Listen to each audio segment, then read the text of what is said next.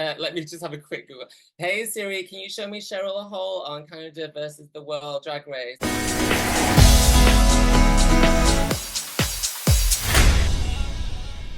Hello divas, I am Cherry West, the Red Betty of Edinburgh, and girl, welcome back to my YouTube channel. If you're new here and haven't seen this gorgeous face before, then girl, you're on the wrong place because you're missing out. I have weekly content with stars from RuPaul's Drag Race, UK, Canada, Down Under, every franchise, because there's about 1,000 now. Anyway, we're here and we're back to review the premiere episode of Canada's versus the World. Girl, it's a new cast, a new season, and I am so excited. Anyway, joining me this week to review the premiere episode, it's the one and only from the actual season of Canada's versus the World. It's the one and only FIL. Hey, how's it going? I feel like we should address the elephant in the room before we start. Now, we filmed for 1 hour reviewing this premiere, and then we were just about to get out of drag, and I noticed that I didn't press record.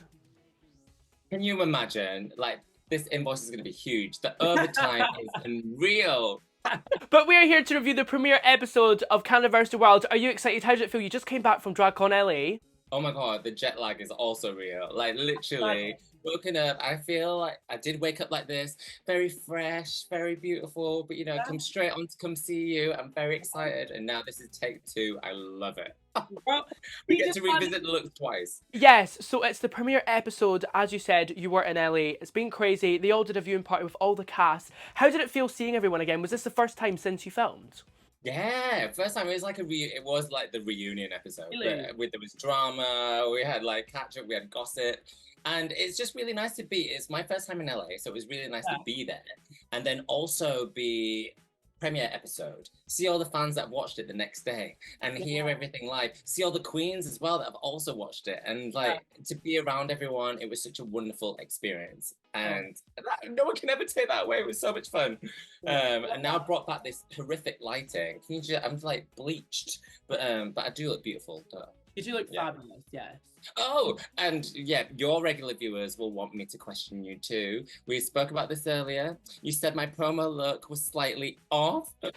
Blame it all on tequila. Blame it. I said in the video, I think, right? I said this to the fella earlier. I think hers was one of the promos that looked so similar to the theme. So props to you. I just feel like there was something that was missing that would have made it already better than it was. Let's just say that. No, I think like whenever I hear things, I'm always like, I take it with a pinch of salt because we all have opinions. And I think it's like, I would say something to someone's face. I'd be like, oh my God, your bra's like, so we need to hide that or something like that. Like, I'm quite Yorkshire. Like, I'd be like, we're all trying to help each other out, unless it's like being rude or something, which I don't have time for. But like, I'm very easy. I don't take it on the chin. I'm Yorkshire. But yes, so moving on, the category is Very Best Drag / Wonders of the World. Now, first up to the runway, it's the one and only from RuPaul's Drag Race US, Alexis Mateo. Now, she's in this fabulous purple feather flamingo Las Vegas. She looks like she just came off the show of Drag Race Live and went to Canada's versus the World. Do you agree? Completely. Oh my God, when I first saw this look in the workroom, I was obsessed. I wanted to know how she made it, where she got it from, all that stuff, because I want that look as well. I love feathers. And I think I like literally making things is a nightmare, right? And she made this herself. And she was giving me all the tips and the tricks, and I want her to do me one, you know. We all know what LaFell's going to be wearing to RuPaul's Drag Con UK 2025. But yeah, I think this is gorgeous. I love that. I mean, I said this earlier. Now, I'm going to repeat myself because we didn't press record. But on paper, this cast is very random. It's very strange. I'm like, why are they back? Why is this happening? But when you watch the season, the cast just mix so well together, and I think you all bring like a special part to making it hilarious. Like, I remember the first 10 minutes, I was absolutely pissing myself. When Alexis and then Cheryl walked in and she was like, Cheryl's outfit is giving mediocre, I was absolutely pissing myself. Oh my God, the shade of it. I love it. And that's the thing, when we watch people coming in through the entrances, I was like, wow, this is going to be a wild cast because we're all so different and come from different points of view and everything. But we all had such fabulous chemistry. We all worked together really well, and I loved it. And literally, little old me, like from Brighouse, watching all these drag race legends come in. It was like walking into Madame Tussauds, like seeing all this bunch of waxworks. Oh my Like god. the OG ones, and like so yeah, it was really really fun. I can imagine. Anyway, moving on to our next queen from Drag Race France. It's the one and only Kahina. Now, they are giving us this fabulous black outfit. Now, I love that it's like, you can see like her legs. I think it's so fierce to show a little leg sometimes. And what's she got on her head? Is it like a, what's it called? Like a It's fabric. fabric. She looks super chic. She's like got her subtle cabaret old school lady vibe on, and she's got her venomous crab crawling over her. And I think like it gives very mature elegance. I'm so gutted that she was eliminated. I feel like we should have seen more of Kahina. Yeah, I love Gehenna. Like, I also advocated for her in Untucked. In fact, I was the first one to say it. Fierce just did it more shadily, like, and that's why I was like, "Barbs, you can make anything sound shady." Oh I basically was like, Gehenna deserves to have another week because it's her first time. She didn't even show that much in the first season, so I wanted her to stay on a bit longer, and I said that to Lemon. And I also would have loved to watch Alexis and Eureka do a lip sync because that would have been wild for a first episode. Moving on to our next queen from RuPaul's Drag Race US, it's the one and only Eureka O'Hara. Now, I am so glad she is back. I love her. And she is giving this big, massive, like, pink, it kind of looks like, have you seen on Mario, like, the Princess Peach thing? I've never watched Mario. It's a film, right? Right? Well, no, it's like a game. I've only played Tetris. I don't know what that is. I'm too young. That's the references. I love that. Well, Mario's is like 90s or 80s. But yeah, it kind of looks like the princess from there with like the big yellow crown and the hair and stuff. But you said earlier it was something related to like elephant in the room or something. Yeah, so she's always thinking that because she's so larger than life, she's like the elephant in the room. So like it's basically got a little trunk on the side as well of like I think on her right side. Yeah, and she opens it up. And yeah, she basically opens it up and she's this like beautiful person underneath as the trans woman that she is. Stunning, divine, curvy, delicious, and yeah, wonderful. And I literally, when Eureka walked on in the entrances, I was like, oh my God, she's like such a powerhouse that I was so intimidated. And she's tall, she's larger than life, she has big costumes. And I was like literally in awe. Now moving on to our next queen from Canada's Drag Race, it's the one and only Lemon. Now she is giving us this, oh my god, I love how stoned this is. Like this is absolutely gorgeous. I'm so glad Lemon is back. Obviously she got sent home first on UK vs. The World. So she was robbed. She didn't really get a chance, did she? So I'm glad she's back. And she looks incredible. Lemon is a wonderful person and wonderful queen, and I love chatting to her about our music, about our dance backgrounds and stuff. And, oh yeah, you both rap and like do songs. Yeah, well, I don't rap, I sing, and she does more rapping. So like, we'd be a great duo. Or imagine, I want to see that Lemon and LaFil. Lemon and LaFil, that would be amazing, right? Yeah. So it was really nice to see her on the show. Yeah. I love Lemon's entrance outfit. I love how grand it was, and it was sort of the similar vein as this runway, a yellow extravaganza with stones galore, and I think that was amazing. I thought they were also sort of could be interchangeable. Like I sort of wanted a progression from entrance to runway to go like that, but it was sort of they could be both. They were both good. Moving on to our next queen, we have Kennedy Davenport. Now she is giving us again a lot like Alexis. You can tell like they're both from America because it's like the old school camp like flamingo feathers showgirl drag, and I love it. I think she looks gorgeous. Yeah, she is definitely giving. She's straight from Las Vegas. They've been doing the tour. She knows what she's doing when it comes to drag. She has feathers galore. She has her upright hair, her diamonds, everything like that. And what I will say is that when I'm a participant in this show, I also really admire the old school drag. Yeah. I'm not going to do it for myself. It's not really my thing. I'm more of like the East London, like Yorkshire, dragony, like queer, fuckery, all that type of stuff. But to watch it and witness it in person, I was like, I really admire what you do. I also think it's really important to say that as a drag race aesthetic, that we don't hold it just to a showgirl type of standard. I think there's so much drag in the world, and this season is about showing the world's expression. So it's not about just upholding it to a Vegas style. But at the same time, I really admire it, and I'm really happy that it's part of the show. I love it. Period. I agree.